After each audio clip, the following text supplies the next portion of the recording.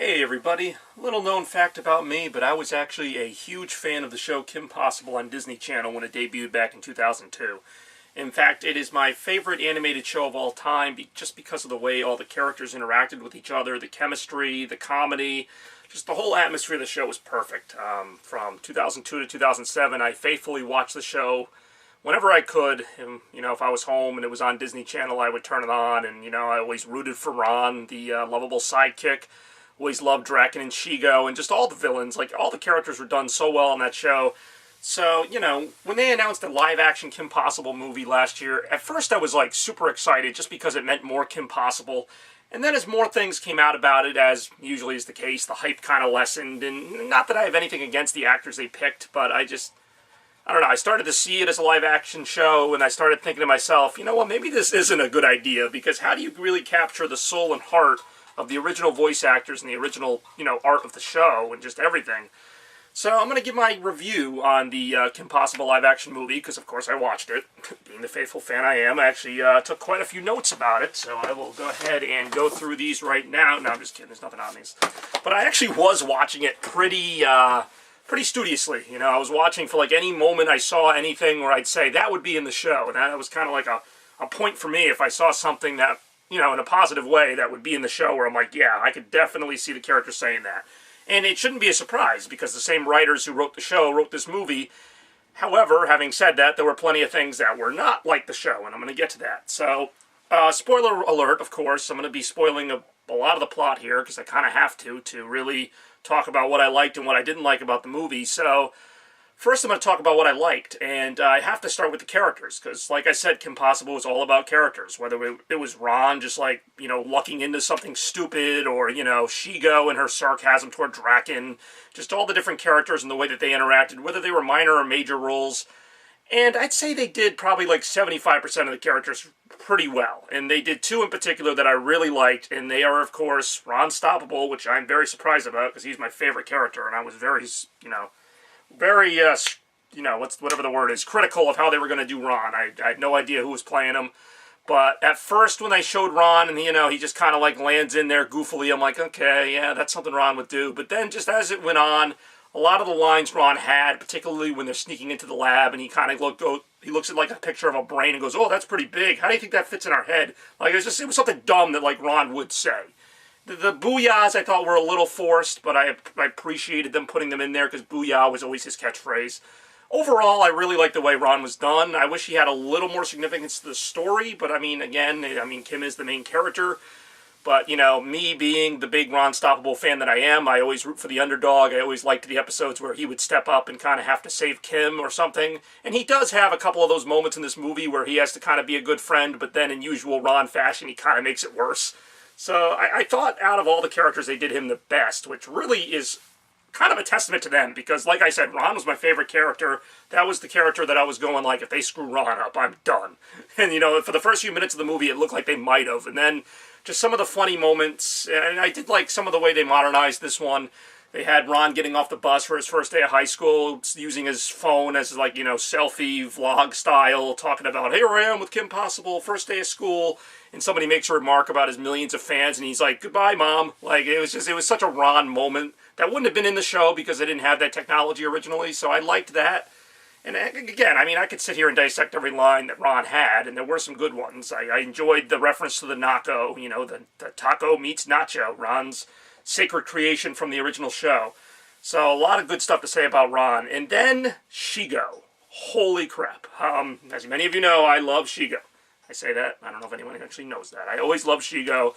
I loved how she was basically the most powerful villain on the show. I know Draken was the mastermind, but Shigo did all the hard work. She could fight. She could, she was intelligent. She really was just the perfect villain and the perfect antithesis to Kim. She could fight her one-on-one all the time and hold her own and beat her at times. And they did Shigo so well in this movie, honestly. It wasn't as good as the show. That's why I still say they did Ron a little better, but I really loved Shigo's portrayal. Some of the lines she had in this were very Shigo-like, and it just, even her fight scenes, and again, I understand, live-action fight scenes, especially on, a Disney Channel original movie, aren't going to be choreographed as well as the old cartoon, but they did have some good moments between her and Kim, and I'm going to get to this when I talk about another character. Actually, Kim didn't really fight Shigo as much as I was hoping to. They had the new character, Athena, fight her a little bit more. But there was just one really funny moment where Shigo secures the MacGuffin, if you will, this little cube they're all fighting over. There's this big fight where the cube, like, gets thrown all over the place. So, you know, when she comes back to the lab, Draken's like, oh, be careful with that.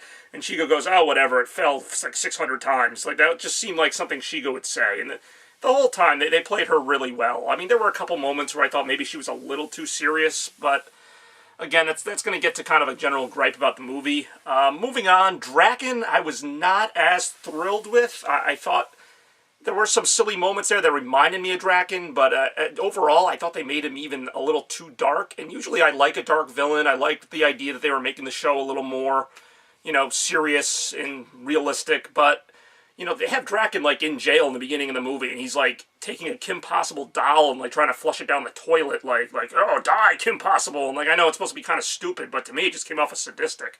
Just the way he looks and the way he acts for most of the movie, he's, like, basically stalking a teenage girl, and it was just more disturbing than I was expecting. Not that Draken was ever a nice guy, but, you know, Draken in the show always kind of had this kind of goofy way about him where it's like, yeah, I want to kill Kim Possible, and then he'd get all, like, flustered when she'd escape, and, you know, he always wanted to be noticed and recognized, and in this one, he just seemed like a really deranged guy. Like, there was really, his whole plot was just to basically sap Kim of any confidence or ability, and, you know, I guess that's what any villain would do, but he really didn't have that same charm. There were a couple moments. There was one in particular toward the end of the movie where he realizes there's like a secret lair behind his lair, and he goes, was anyone going to tell me this was here? Like that I could see Draken saying.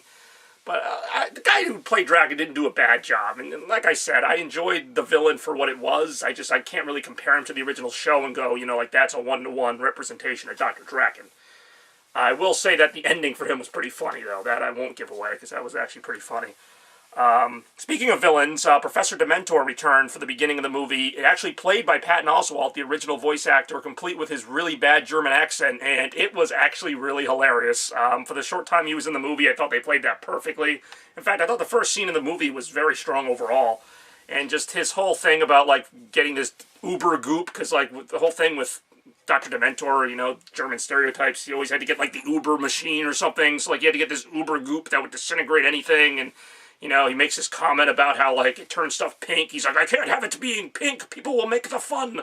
And it was just really stupid. And but I loved it. I will say I love Dr. Dementor or Professor Dementor. He was always just kind of okay. But when he was funny, he was funny. So I'm glad they threw a nod to him in there. He was always kind of just like a B villain, which is why it was kind of funny that they started with him. I thought that was a good way to kind of kick off the movie. And in terms of other characters, you know, like Wade, I've heard a lot of people complain that Wade wasn't in the movie enough, but, like, that, to me, that's what Wade is. Like, Wade is just kind of Kim's go-to guy who, oh, you know, I need help with, you know, like, getting this combination lock or whatever, and then Wade would come on the communicator and explain it or something. Like, Wade was never, not until, like, season 4, when they actually, like, met him more often, he was never, like, a big character, so, like, I'm okay with Wade just being what he was. I don't really think there was a way to screw that role up, so I think Wade was fine. Other minor roles, Kim's mom, again, she was just kind of there. She was okay. Kim's dad barely appears in it. He makes a couple, like, mentions of getting a pizza or something, which, again, is kind of like the show. Kim's dad wasn't a major character. Same thing with Jim and Tim, her twin brothers. They do pretty much nothing. Mr. Barkin, I thought, actually had some funny moments when he's in, like, every class they go to. That's a running gag from the show, how Mr. Barkin was always the substitute teacher for anything.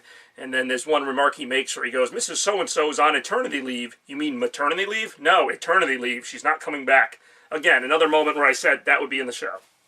And unfortunately, I couldn't say that about all the movie, but I can't talk about the characters without talking about Athena, the new girl, the new character, which I have no problem with them introducing a new character in a Kim Possible movie. I really don't. In fact, it's almost necessary to kind of flesh out the story, because, you know, we already know all these other characters, so it's like, oh, a new character, Athena. And, you know, she's kind of the dorky new girl, doesn't have any friends, and then Kim, of course, befriends her and helps her and gives her this makeover. I did find it interesting, and I liked this reference, that when they give Athena her makeover, she wears this purple shirt that was kind of a reference, actually a direct reference, to Kim's Season 4 mission outfit. I loved that. And in general, they made a few references to Kim's mission outfits, the grappling hooks, the laser lipstick, and all that. So I really liked, I can't really say I liked or hated Athena, because she was not on the original show, so I can't really say, like, they did a good job with her or not. I found her character a little weird, and I'm going to get to that when I talk more about the plot. You may have noticed I forgot a character, and that is Kim Possible herself. She was okay. In the beginning, I kind of liked her, but she wasn't really doing much. She was just kind of fighting villains and stuff. And it wasn't until probably like the second or third scene in when she's bragging about high school where I said, this isn't Kim. Like, Kim Possible always had this can-do attitude about her. That's, she could do anything. Kim Possible, haha, get it? So yeah, anything was possible for a possible. But she really took it to the extreme in this. She's like, oh, I've got all my homework alphabetized, and I've got all my clothes ready for the next month, and all this. And it's like, why is this relevant? Like, this was never something in the show. I know that she, had a lot of pride in the show, but they took it to a really weird level, at least in the beginning. And really throughout the movie, she kind of has like ebbs and flows where she's really confident, and then like one thing goes wrong and she's like devastated. She's like, oh, I can't imagine having a worse first day of school. Like, nothing really happened. But and then again, like, when Athena starts doing better than her in combat and other things, she starts getting like really depressed because it's like, if I'm not the best at everything, who am I? And it's like, really? Is that what Kim Possible was about?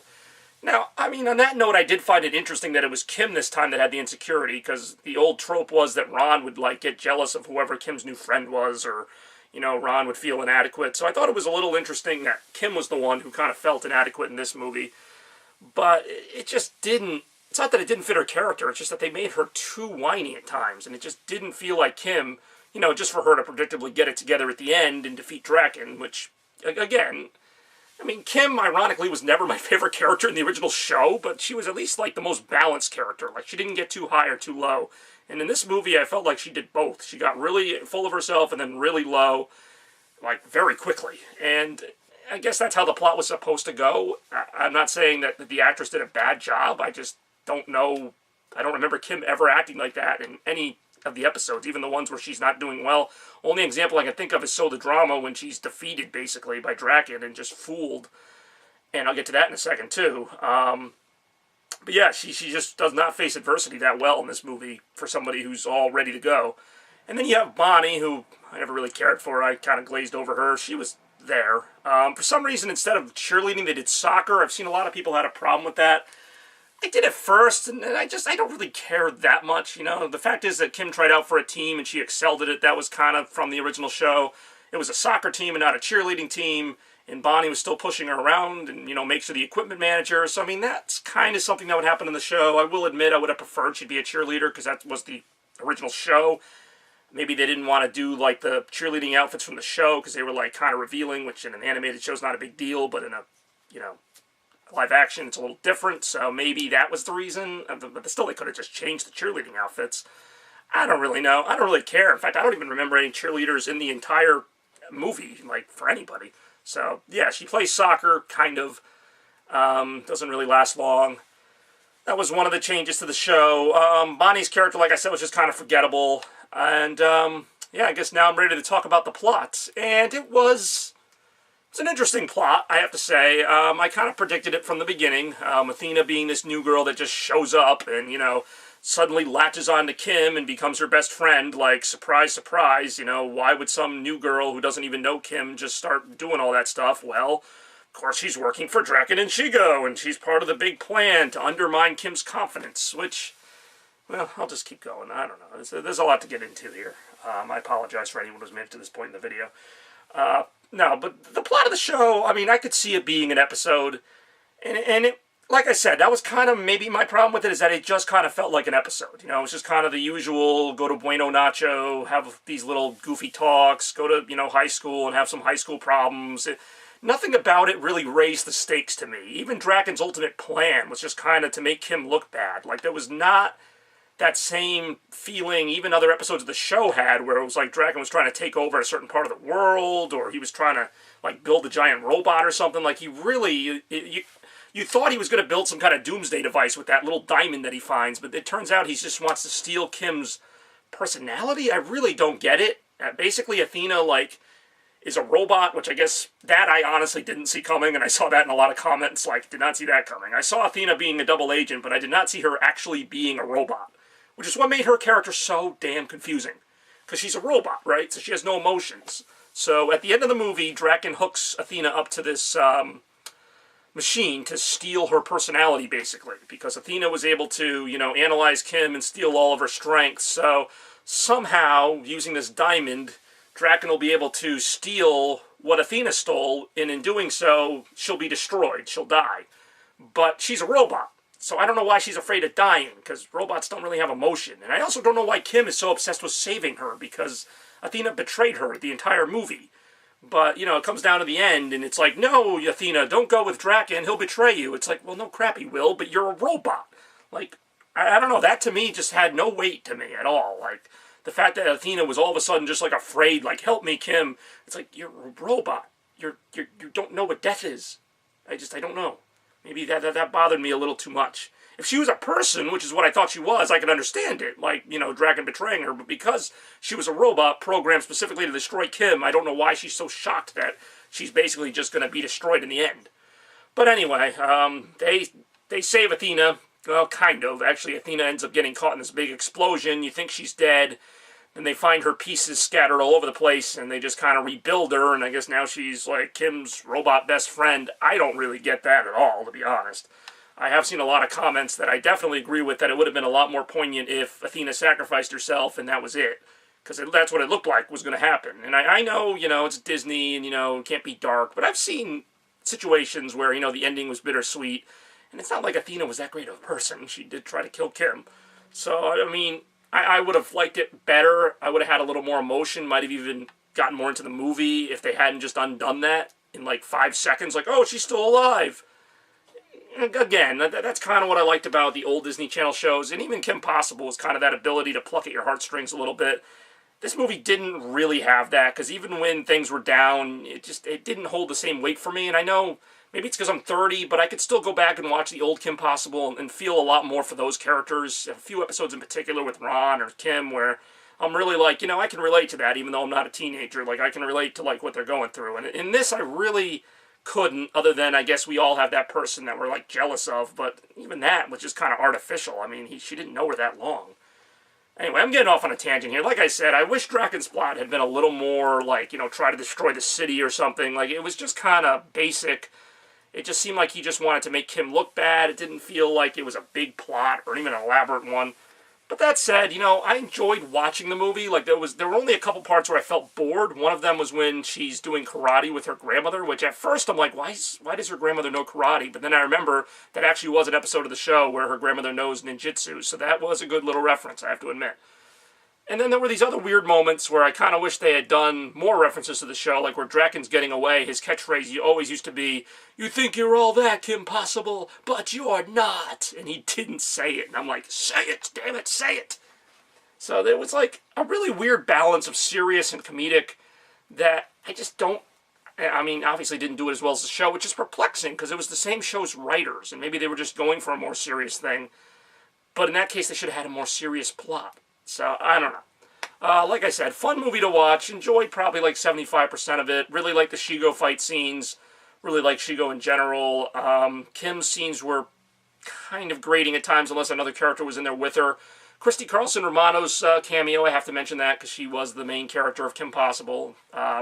It was good. I was kind of hoping she would say something Kim would say, like it's no big or something. She really doesn't even sound like Kim. It was like she purposely altered her voice to be this like really kind of obnoxious pop star, and she was funny. Like it was a good throwback to the show, how Kim always knew all these pop stars, and it was Christy Carlson Romano. It was nice to see her again, but it wasn't like this amazing cameo or anything.